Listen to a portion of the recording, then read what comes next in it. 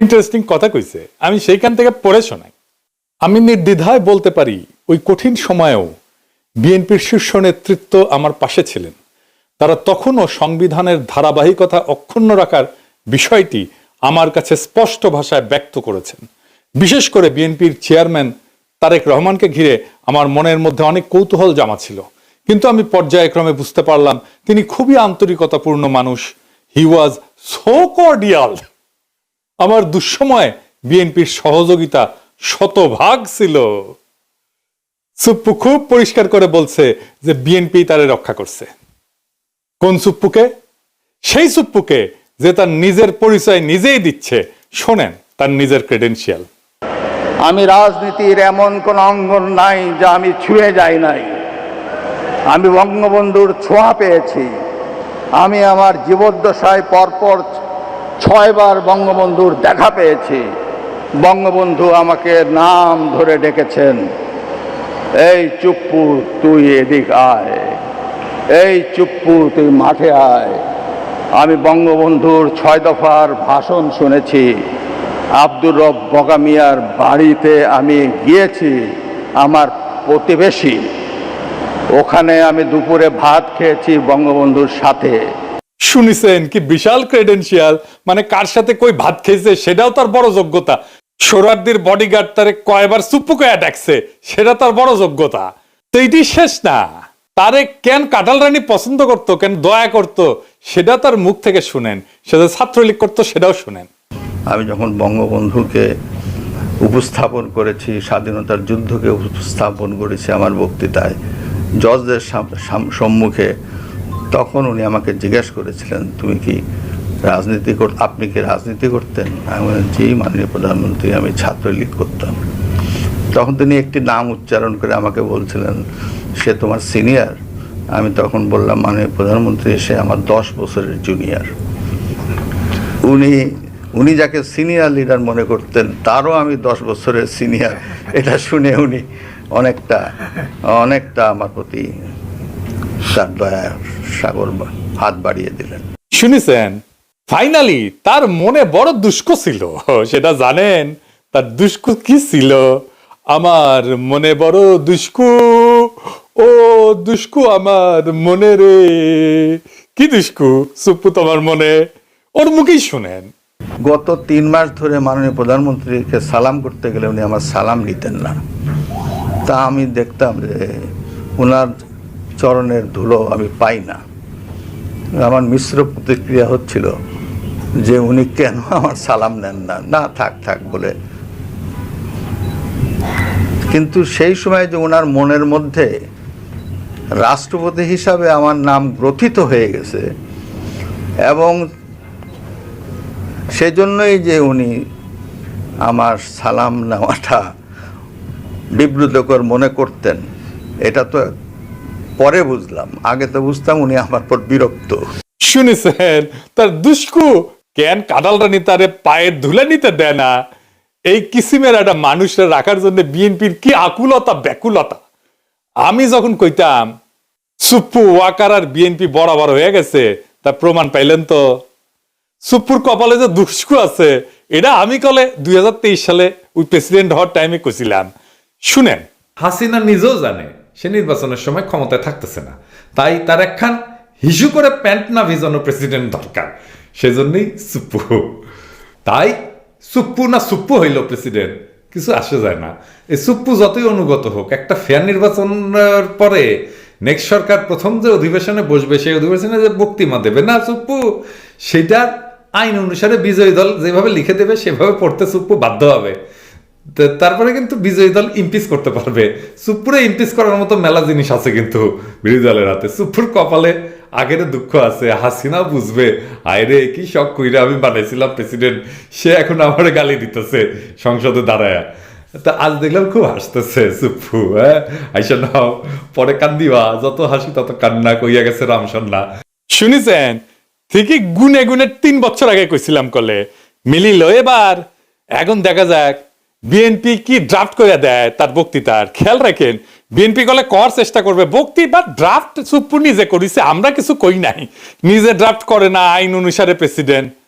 আগে জানায় রাখলাম জুলাই বিপ্লব নিয়ে কি বলে সুপ্পু, জুলাই সনদ নিয়ে কি বলে, হাসিনার ফ্যাসিবাদ নিয়ে কি বলে, গুমখুন নিয়ে কি বলে, হাসিনার বিচার নিয়ে কি বলে, এগুলো খেয়াল রাখবেন, কারণ ওইটা ড্রাফট করে দেবে বিএনপি নিজে, তারেক রহমান ওটা অ্যাপ্রুভ করবে।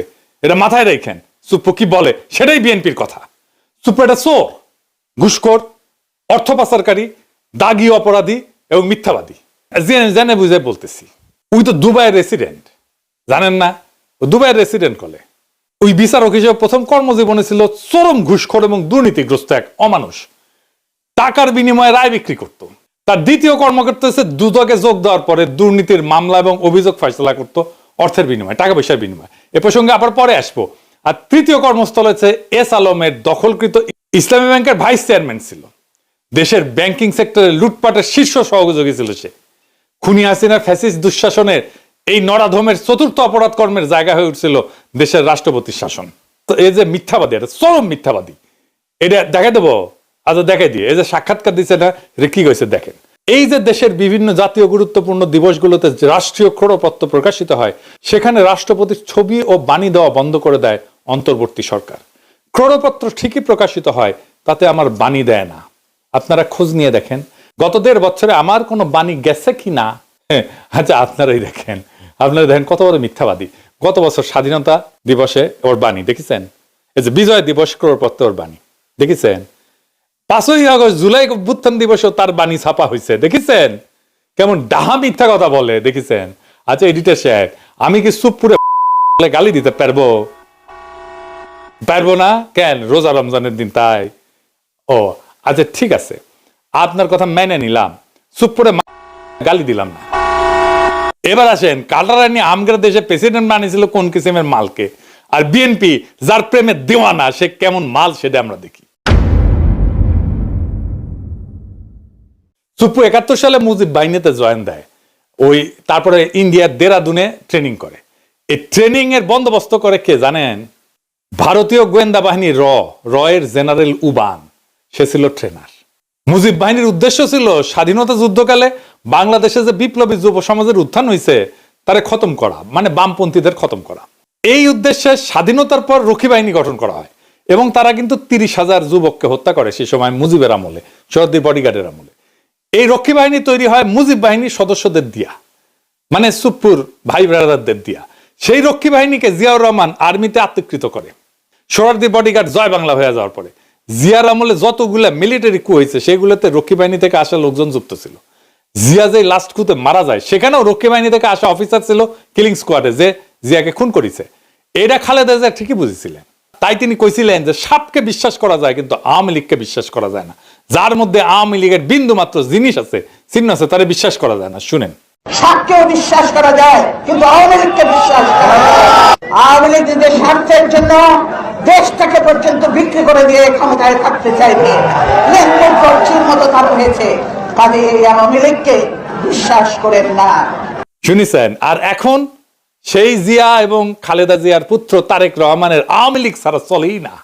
হ্যাঁ যাই হোক, সুপ্পুতে ফিরে আসি। 72 সালে সুপ্পু পাবনার এডওয়ার্ড কলেজ থেকে বিএসসি পাশ করে। ওই পরীক্ষাটা ছিল নকলের জন্য বিখ্যাত, একেবারে আপনারা সবাই জানেন, মুরব্বীদের জিজ্ঞেস করেন, সব কটা নকল করে পাশ করেছে। 75 সালে সে পাবনার আমিনউদ্দিন আইন কলেজ থেকে LLB ডিগ্রি পায়, মাশাআল্লাহ। 82 সালে সে বিসিএস বিচার ক্যাডারে যোগ দেয়, একটা স্পেশাল ক্যাডার সার্ভিস হয়েছিল। পরবর্তীতে জেলা জজ হিসেবে দায়িত্ব পালন করে। এই হইল দিয়া তার বিদ্যা অভিজ্ঞতার দৌড়। আগে যারা বিচার বিভাগ থেকে রাষ্ট্রপতি হয়েছিলেন তাদের শিক্ষা জীবনের সঙ্গে এই নকল বা সুপ্পুর তুলনা করলে লজ্জায় মাটিতে মিশা যাওয়া ছাড়া আর কোনো উপায় থাকে না। সে বিচারপতি আবু সাইদ চৌধুরী থেকে বিচারপতি শাহাবুদ্দিন আহমেদ পর্যন্ত সকলেই ছিলেন হাইকোর্ট সুপ্রিম কোর্টের বিচারপতি, কেউ কেউ ছিলেন প্রধান বিচারপতি। আর কাঁঠাল রানী উপসচিব পর্যায়ে অবসরপ্রাপ্ত এক দুর্নীতিগ্রস্ত বিচারপতিরে বাংলাদেশের সর্বোচ্চ পদে নিয়োগ দিছিল। এই কইরা পদটার যে কি পরিমাণে অবমূল্যায়ন হয়েছিল সেটা আমাদের ধারণারও বাইরে। দেখেছেন তো কেমন মিছা কথা বলে, চোখে চোখে মিছা কথা বলে। এটা বাংলাদেশের রাষ্ট্রপতি। এরকম একটা মিছা কথা বললে তো মিডিয়াতে হইচই পড়ে যেত দুনিয়ার যে কোনো সভ্য দেশে। কিছু হয়েছে এরকম একটা মিছা কথা বলছে। 2001 সালে নির্বাচনে পরাজিত হওয়ার পরে আওয়ামী লীগ অভিযোগ করে যে বিএনপি আওয়ামী লীগ এবং সহযোগী সংগঠনগুলোর নেতাকর্মীদের উপরে হামলা করিচ্ছে। পরবর্তীতে আওয়ামী লীগ যখন ক্ষমতায় আসে 2008 সালে, তখন ওই অভিযোগ তদন্তের একটা কমিশন গঠন করে। সেটার প্রধান হিসেবে শাহাবুদ্দিন সুপ্পুরে নিয়োগ দিছিল কাটালরানী হাসিনা। সে বিএনপির বিরুদ্ধে তদন্ত করেছিল, তদন্ত রিপোর্ট দিছিল। হাসিনা কত ঘনিষ্ঠ, কতখানি ডিপেন্ড করতো দেখেন, তার উপরে ডিপেন্ড করিচ্ছে তারেক রহমান। দেখেছেন 2011 সালে হাসিনা সুপ্পুকে দুর্নীতি দমন কমিশনের কমিশনার হিসেবে নিয়োগ দেয়। ওইখানে তার প্রধান কাজ ছিল পদ্মা সেতুতে যে বিশ্ব ব্যাংক দুর্নীতির অভিযোগ উত্থাপন করছিল না, সেটা তদন্ত করা। আশ্চর্য হওয়ার কিছু নাই যে হাসিনার পদলে এই সুপ্পু তথাকথিত তদন্ত শেষে দাবি করে বিশ্ব ব্যাংকের অভিযোগ মিথ্যা। এটা নিয়ে আবার সে গব্বও করেছিল। এই ভূমিকার কারণে সে হাসিনার আস্থা এবং বিশ্বাস অর্জন করে।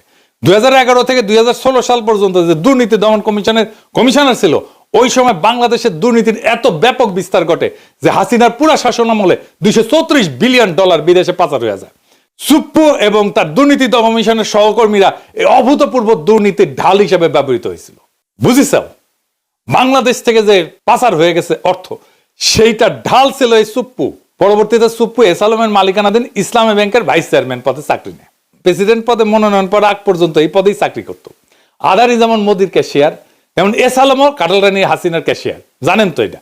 শাহাবুদ্দিন সুপ্পুর নজরদারিতে ইসলামী ব্যাংক জয় বাংলা হয়ে যায়।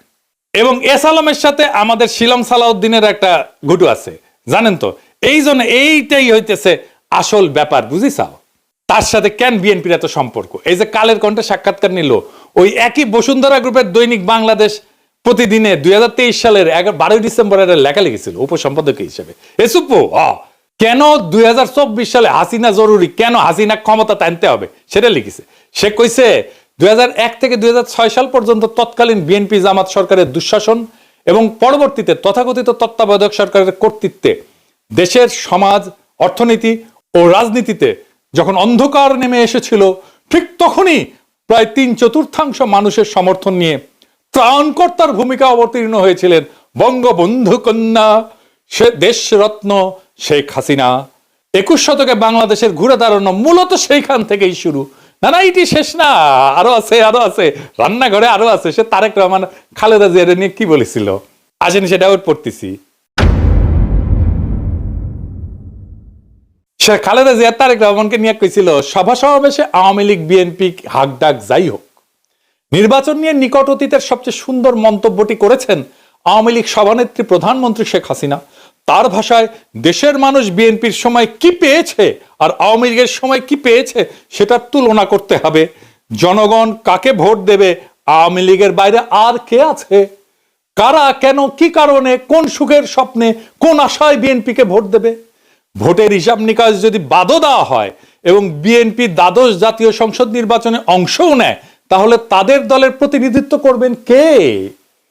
একদিকে একজন এতিমের টাকা আত্মসাৎ করে দুর্নীতির দায়ে সাজাপ্রাপ্ত, মানে খালেদা জিয়ার কথা কইছে। অন্যজন 21শে আগস্ট গ্রেনেড হামলা, 10 ট্রাক অস্ত্র মামলা সাজাপ্রাপ্ত আসামি হয়ে দেশান্তরে। সম্প্রতি তার বিরুদ্ধে গ্রেপ্তারি পরোয়ানাও জারি হয়েছে। দেখিস কি প্রেম! তারেক রহমান তো প্রেমের দেওয়ানা সুপ্পুর, কিন্তু সুপ্পুর কেমন প্রেম সেটা দেখিস। বড় প্রেম তো কাছেও টানে না, দূরেও ঠেলিয়া দেয়। এই সুপ্পুরে নিয়ে প্রেম কেন বিএনপির এত? আমরা যখন সুপ্পুর অপসারণ চাইতেছি, সেই টাইমে তারেক রহমানের সাথে আমার একটা মিটিং হয় জুমে। আমি তারেক রহমানকে বলছিলাম যে সরাসরি আপনারা তো সুপ্পুকে ডিফেন্ড করতেছেন, কেন করতেছেন? তো উনি বলছিলেন, দেখেন দাদা, উনি আমাদের দাদা বলেই ডাকতেন, আপনি যেমন দেশে ফিরতে চান, আমিও ফিরতে চাই, আমার মেয়েটাও দেশে ফিরতে চায়, ও ছোটবেলায় চলে আসছে। প্রেসিডেন্ট অপসারিত হলে আমার সেই দেশে ফেরাটা ঝুঁকিতে পড়বে। আমি অন রেকর্ড বলতেছি, এই কথাই উনি আমাকে বলছিলেন। আমি বললাম যে আমি তো বুঝলাম না, আমি ওনারে ভাইয়া বলি, আমি তো বুঝলাম না, মানে আপনার কেন দেশে আছে ঝুঁকিতে পড়বে? তাই আবারও জিজ্ঞেস করলাম যে আমি যখন বুঝলাম না দেশে ফেরাটা কেন ঝুঁকিতে পড়বে, উনি বললেন যে বিস্তারিত বলবো না দাদা, কিন্তু আমি কনভিন্স যে এটাতে সমস্যা হবে। তো সমস্যাটা কি? সমস্যা হচ্ছে যে দেশ বদলায় যাইতেছিল, দেশটাকে আগের অবস্থায় ফিরাই নিতে হবে। সেই আগের বন্দোবস্তে, দেশ সেই আগের বন্দোবস্তে ফিরে যাইতেছে। আওয়ামী লীগের অফিস খুলতেছে, ইনকিলাব আজাদি, এই সমস্ত শব্দ নিয়ে বিএনপির নেতার মধ্যে দেশ চুলকানি শুরু হয়েছে। ফুন্দের আলো দিল্লি স্টার আবার আগের চেয়ারে ফিরে এসেছে, এমনকি তারা লেখা ছাপাইতেছে ইনকিলাব আজাদি কেন আমাদের বলা উচিত না। এই নিয়ে যে ইনকিলাব জিন্দাবাদ স্লোগান বিএনপি নিজে দিছে, সে বিএনপি এখন সেটারে ডিজোন করতেছে। দেখিছে 4 আগস্ট সে ইনকিলাব জিন্দাবাদ স্লোগান দিয়া ফেসবুকে পোস্ট দেয়, আর এখন তার ইনকিলাবে চুলকানি হয়, রক্তক্ষরণ হয় নাকি? কোনটি থেকে রক্তক্ষরণ হয়? এত কিছু হইতেছে, আওয়ামী লীগের সাথে বিএনপির যোগাযোগের মাধ্যমকে সুপ্পুই ছিল মিডিয়াম অফ কমিউনিকেশন। সেই বাংলাদেশি ইন্ডিয়ান এস্টাবলিশমেন্টের সবচেয়ে বিশ্বস্ত লোক, তাই তাকে দরকার ছিল বিএনপির। বাংলাদেশে মুজিব বাহিনী হইতেছে ইন্ডিয়ার সবচেয়ে বড় স্ট্র্যাটেজিক অ্যাসেট। সুপ্পু মুজিব বাহিনীর সদস্য হিসেবে ইন্ডিয়ার সবচেয়ে বড় স্ট্র্যাটেজিক অ্যাসেট, এবং তার মাধ্যমে এই সমস্ত ঘুটু হয়েছে। কারণ একটাই, সেই পুরনো বন্দোবস্ত, পুরনো লুটপাটের জামানা আবার ফিরে আসতেছে। ওটা ফিরে আনাটাই ছিল আসলে বাংলার লুথার কিং এর প্ল্যান। এই কথাটা খুব স্পষ্টভাবে হাদি বলছিল। প্রফেসর ইউনূসের সরকার আর বিএনপি কেমনে জুলাইয়ের সাথে গাদ্দারির রাস্তা তৈরি করছিল শোনেন। আমি আপনাদেরকে বলে রাখি, যদি আওয়ামী লীগ কোনোদিন এই গণহত্যাকারীরা দেশে ফিরে আসতে চায় বা আসার কোনো অবস্থাও তৈরি হয়, তার দুইটা দায় সমানকে, দুইজনকে নিতে হবে। রাজনৈতিক দল হিসেবে সবার আগে তার দায় নিতে হবে বিএনপিকে। বিএনপির এই ব্লান্ডারের কারণে এই দেশে আওয়ামী লীগের আসার পরিস্থিতি তৈরি হবে। আর দ্বিতীয়ত, এই সুশীল এনজিওবাদী সরকার যে না পুলিশ সংস্কার করে, সে না পুলিশ নিয়োগ দেয়, না গ্রেপ্তার করে, না সে রুল করে, না সে কুইট করে, সে কিচ্ছু করে না, সে শুধু ফেসবুকে পোস্ট দেয়। শুনেছেন তো, এবার বুঝেছেন তো কেন হাদিরে মরতে হয়, কেন হাদিরে শহীদ হইতে হয়, বুঝেছেন? বিপ্লব এভাবে ব্যাহত হইয়া যায়। এখন প্রশ্ন করতে পারেন, আমরা কি এতদিন মিসাইল লড়াই করলাম? এত ছাত্র জনতা কি হুদাই জীবন দিল, রক্ত দিল? পৃথিবীতে কোনো রক্তই বৃথা যায় না, কোনো হাহাকার, কোনো কান্না চাপা পড়ে না। মজলুমের আর্তনাদ কোনোদিন বাতাসে মিশা যায় না, মজলুমের আর্তনাদ কোনোদিন পাথরের নিচে চাপা পড়ে থাকে না। 24-এর বর্ষা বিপ্লব একটা পুরা জেনারেশনকে পাল্টাই দিছে, তার মন মানসিকতা, তার চেতনাকে পাল্টাই দিছে। এই বদলটা বাংলাদেশের চেতনা থেকে কোনোদিন মুছে যাবে না। জুলাইয়ের সাথে গাদ্দারি করে বাংলাদেশে কেউ ক্ষমতায় থাকতে পারবে না, বিএনপিও না। কারণ জুলাই জিন্দা আছে, বিপ্লব জিন্দা আছে, শহীদেরা জিন্দা আছে। জুলাইয়ের সাথে গাদ্দারি করলে আবারও রাস্তায় নেমে আসবে আরো একবার সেই রুহানি প্লাবন, বাতিল রে ভাষায় নিয়ে যাবে আরো একবার। সেই দিন আমরা নিশ্চিত করব ফ্যাসিবাদের পুরনো বন্দোবস্তের সবকিছুকে আমরা সেই রুহানি প্লাবনের সাথে ভাষায় দেশটার জঞ্জাল সাফ করব। সেটাই আমাদের আজাদি। আজাদি জিন্দাবাদ।